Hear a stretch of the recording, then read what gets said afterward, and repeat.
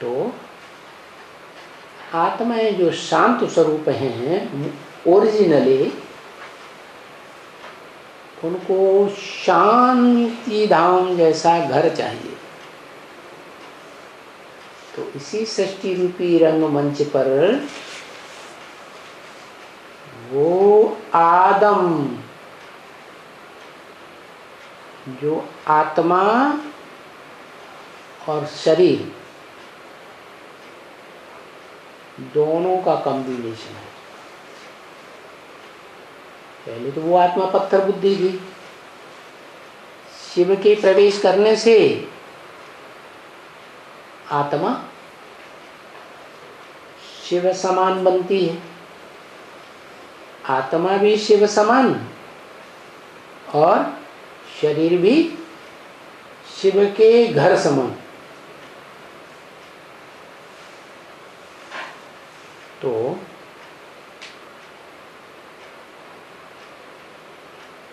इस षष्ठी रूपी रंगमंच पर जो सबसे भोली आत्मा है, उसको कहेंगे अर्जुन, आदम।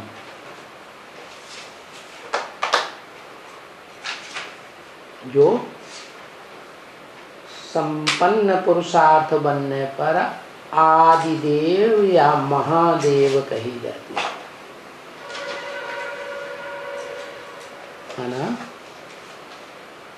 पहले मूर्तिमान होती है, बाद में पुरुषार्थ करते करते बाप समान संग के रंग से अमूर्त बनती है। क्या? जैसे उसकी मूर्ति है ही नहीं, उस आत्मा में मूर्ति की स्मृति ही नहीं रहती कि मुझे कोई मूर्ति है। कैसे? वो मूर्ति भी ब्रह्मलोक बन जाती, तुरिया। तो इस सृष्टि पर दो का ही खेल है। एक पुरुष रूप आत्मा और दूसरी प्रकृति। प्रकृति भी दो प्रकार की। क्या? एक है आत्मिक स्थिति वाली, आत्मभाव वाली, और दूसरी है देह भाव वाली। 5 जड़ तत्वों का संघार। तो ये दोनों का इस सृष्टि में सात्विक रूप जो बनता है शिव के आने से, वो शिवलिंग कहा जाता है। जिस शिवलिंग में जो मूर्तिमान शंकर की आत्मा है वो शिव बन गई, शिव समान बन गई। शिव माने कल्याणकारी। ऐसे ही वो आत्मा भी इस मनुष्य सृष्टि का बीज रूप बाप होने से सारी मनुष्य सृष्टि का कल्याणकारी बन गई। किसी भी प्राणी मात्र का कल्याण चाहने वाली नहीं।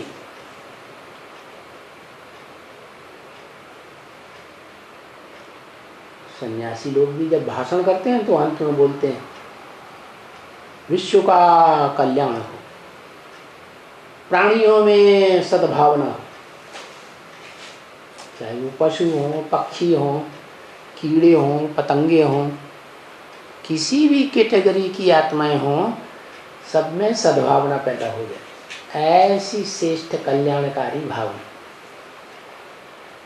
तो जो मनुष्य सृष्टि का बीज मूर्तिमान शंकर कहा जाता है, वो भी बाप समान निराकारी, निर्विकारी, निरहंकारी, कल्याणकारी बन जाता है सारी मनुष्य सृष्टि के लिए।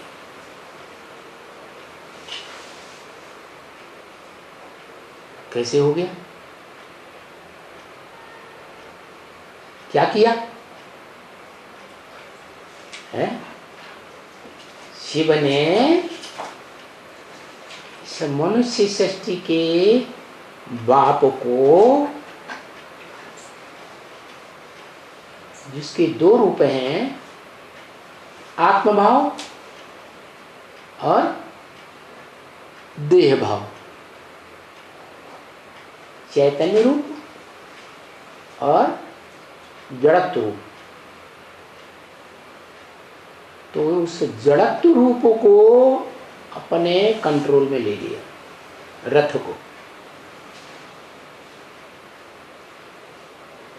क्या?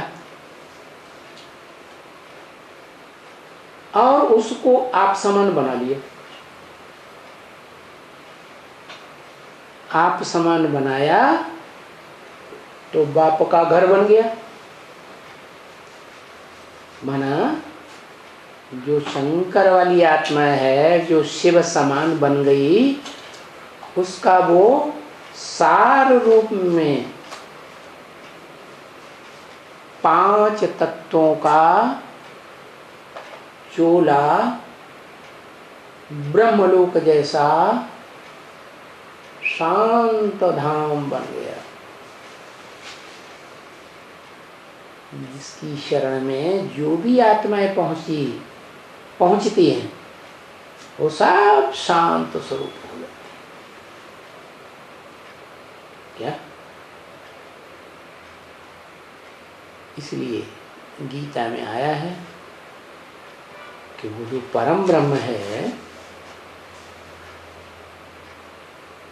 ब्रह्मलोक, उसकी शरण में जो भी पहुंचता है वो ब्रह्म ही बन जाता है। जैसे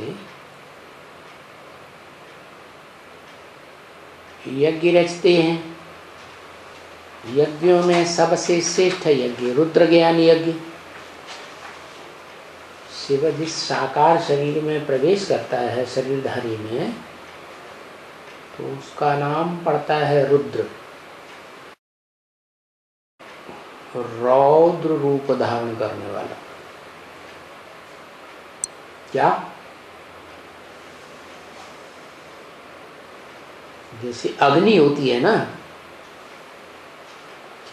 भयंकर रूप धारण कर देती है तो सब कुछ राख कर देती है।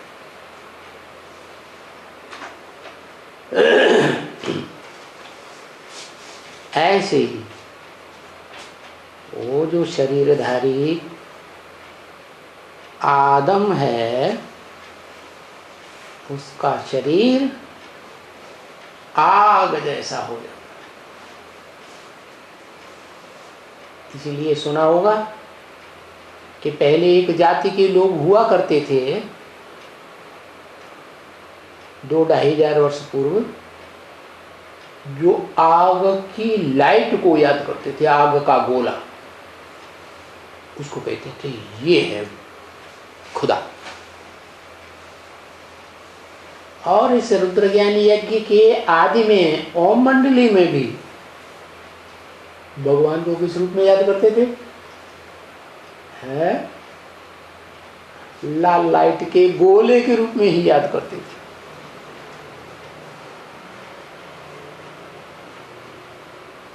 बाद में धीरे धीरे पता चला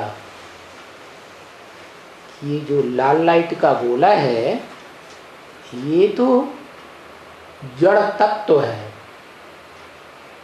क्या? जैसे अग्नि जड़ तत्व है,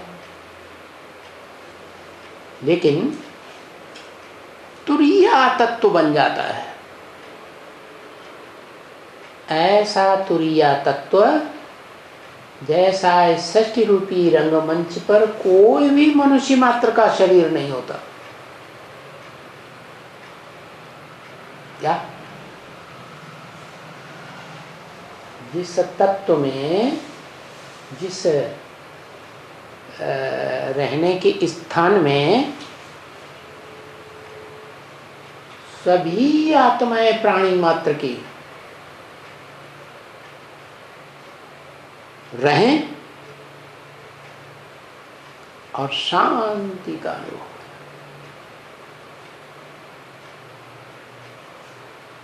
जैसे सारा दिन आदमी काम करता है, थक जाता है, फिर रात में गहरी नींद सुसुप्ति में चला जाता है।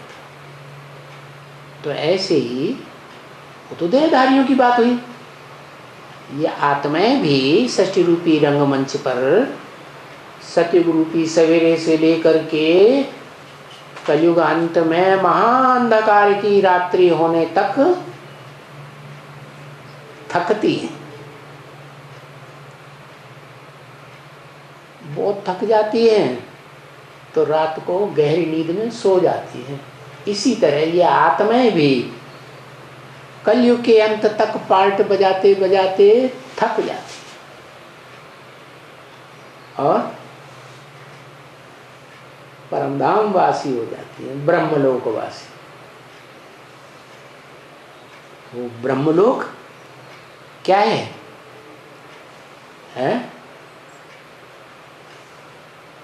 जो गीता में बताया है, सूरज चांद सितारों की दुनिया से पार मेरा धाम है। वो तो शिव का धाम है, सुप्रीम सोल का। लेकिन इस सृष्टि रूपी रंगमंच पर भी एक मनुष्य सृष्टि रूपी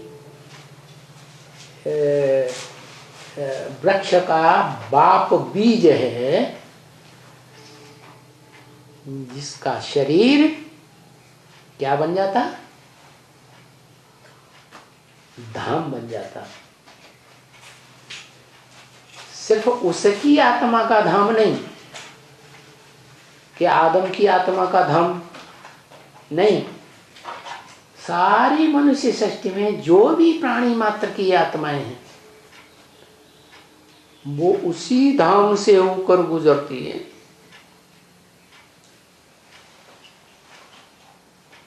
जैसा कि साक्षात्कार से बनाए हुए झाड़ के चित्र में दिखाया गया है कि षष्ठी रूपी वृक्ष के ऊपर शंकर बैठाया हुआ है, लेकिन वो मूर्तिमान नहीं दिखाया है, मूर्ति नहीं है, उसका आकारी रूप दिखाया है, नग्न रूप। माने आत्मा निराकार स्टेज में स्थिर हो गई। ऐसे नहीं शरीर नहीं रहता, कल्पांत काल में महाविनाश में सो मनुष्य सृष्टि के बीज रूप आत्मा का शरीर भी रहता है, लेकिन सात्विक रूप में। क्या सात्विक रूप माने है? सात्विक रूप का मतलब है सार रूप।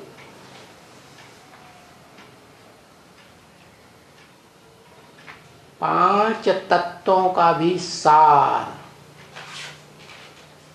सत्व प्रधान, सिर्फ सत्व प्रधान।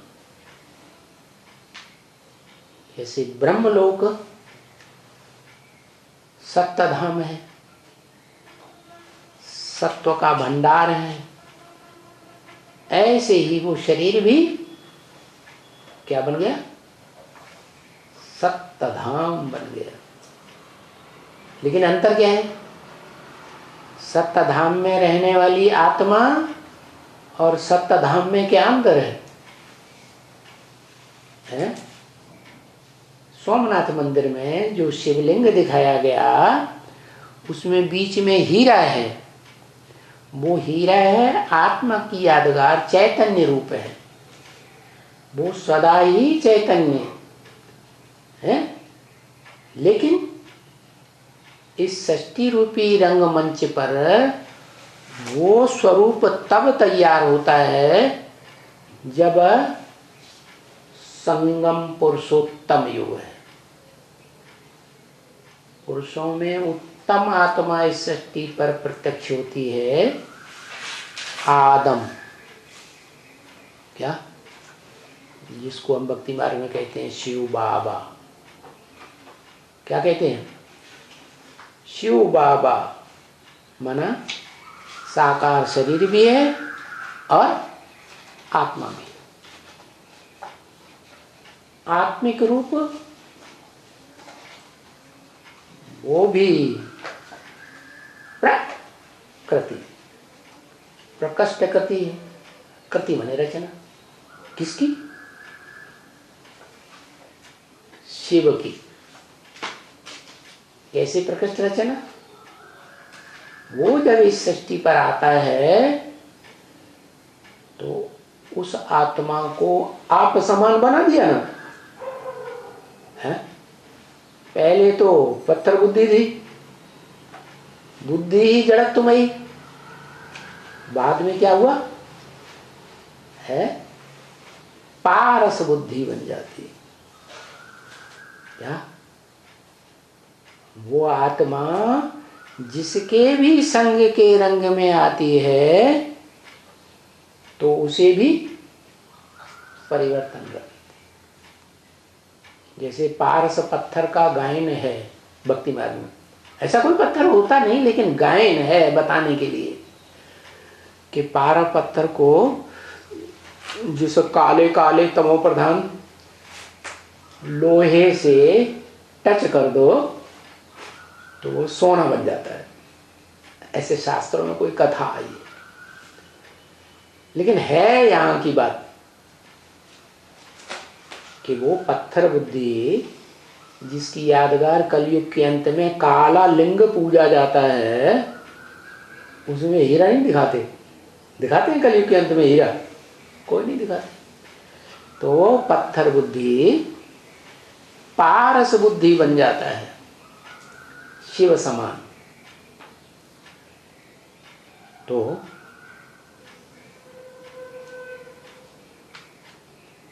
क्या अंतर हुआ? इतना निराला कैसे बन गया? वो शरीर रूपी रथ ब्रह्मलोक जैसा धाम कैसे बन गया? कैसा बन गया? चैतन्य धाम या जड़त्व में है? कैसा धाम बन गया है? चैतन्य धाम बन गया। जो घर होता है वो चैतन्य होता है या जड़ होता है? है? क्या होता है? जड़त्व में होता है ना? है? तो आत्माओं का घर बन गया। क्या बन गया? आत्माओं के रहने का स्थान बन गया। तो इसलिए उसका नाम रख दिया परम ब्रह्म। ब्रह्म का मतलब ये ब्रह्म माने बड़ा, मां माने मां। ब्रह्मा रूपी जो चतुर्मुखी ब्रह्मा, पंचमुखी ब्रह्मा बताए जाते हैं, उनमें परे ते परे स्टेज में रहने वाला परम ब्रह्म बन गया। तो भी वो मां है या बाप है? दोनों है। मां है, मां जड़त्वमयी बुद्धि वाली होती है, और बाप चैतन्य। तो उसमें जो हीरा दिखाया गया है सोमनाथ मंदिर में, वो चैतन्य आत्मा बन जाती है, शिव समान। क्या? जैसे शिव है कल्याणकारी, सबका कल्याणकारी है, ऐसे ही वो आत्मा भी सृष्टि रूपी रंगमंच पर कल्पांत काल में सारी सृष्टि के लिए कल्याणकारी बन जाती है। तो ये परिवर्तन कैसे हो गया है? कैसे हुआ? जो भोला शिव है उसने क्या किया है? उसको अपने कंट्रोल में ले लिया। इसलिए ब्रह्म वाक्य भी है मुरली में, कि अपनी पत्नी को अपने कंट्रोल में रखना चाहिए। क्या कहा?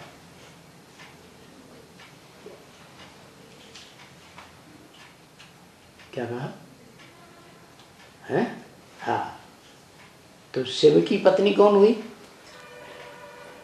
शिव की अव्वल नंबर सजनी कौन हुई?